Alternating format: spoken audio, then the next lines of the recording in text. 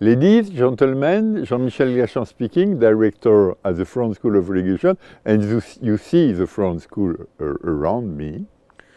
And I am there in parallel to the 6th India European Union Smart Grid workshop. And of course, you imagine how interesting it is to discuss with Indians, not only because it is this enormous country, but they are undertaking big changes as renewable push, but also they are thinking to use more markets and competition. And to discuss it, I have with me and with you, with us, Mr. Praveer Sinha, the CEO of Tata Power. Tata Power is the biggest energy utility in India, and you see the size of the country, so that's a good person to discuss with. Praveer, very welcome at France School. Thank you, Jean-Michel, for having me for this show. The first general question, you have general changes coming in India for the utility sector. They can come from more retail competition or deep innovation.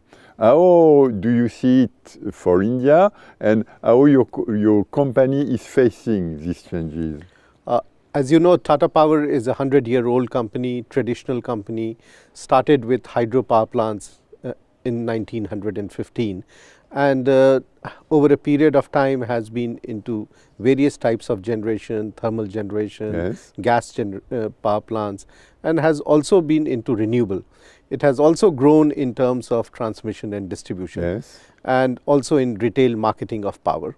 So over a period of time, it has been an integrated power company and had great insight into what's Yes. happening in the power sector.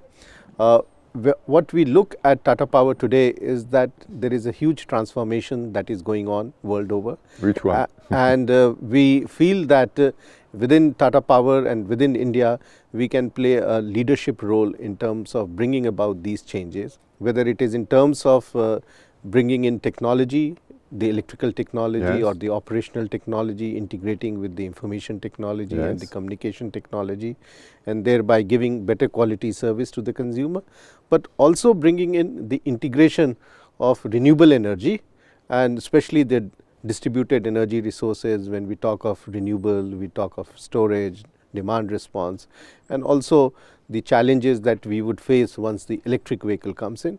So it's a great learning opportunity for us. It's a area that we are doing a lot of work along with institutions from outside India, as well as with companies and technology partners who have been working with us for last many years. Yes, yes. So it's a great opportunity, and I think we strongly believe that the collaboration that we keep on doing with our partners globally is giving us huge insights of what changes and improvements can be brought about, Yeah. and how do we empower the consumer when we do retail supply of electricity.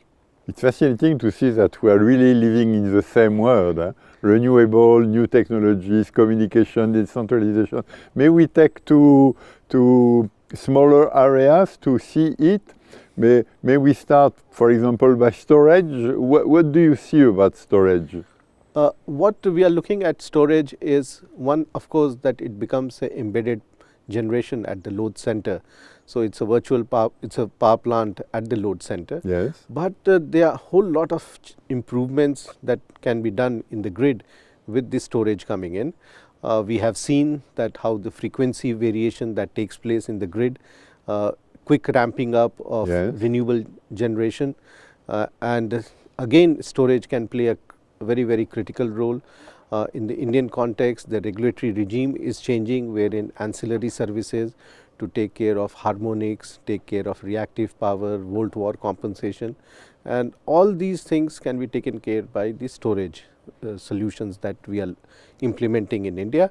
So we feel that storage has much more benefits than just supplying us additional quantity of power.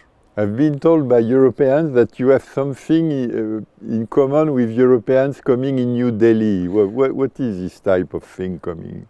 This is a 10 megawatt storage capacity that we are putting in. This is a collaboration with Fluence, which is a joint venture between Siemens and AES of US. and also they are tying up with Mitsubishi.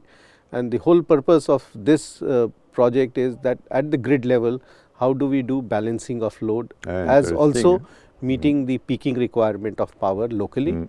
And this is a project which will get commissioned in the month of December, January, and we expect that some of the results will be very, very useful for us to provide. I hope so. Yeah, absolutely. I wish you good luck with this, and maybe we can give a last focus on electric vehicles or electric mobility. How do you see it?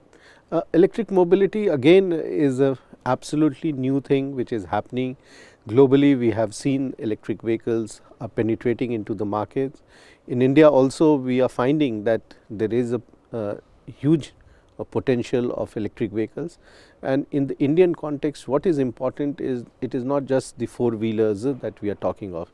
There is a huge quantum of two-wheelers and three-wheelers which are used for public transportation purpose. That will be a very, very big number that will come up in next few years.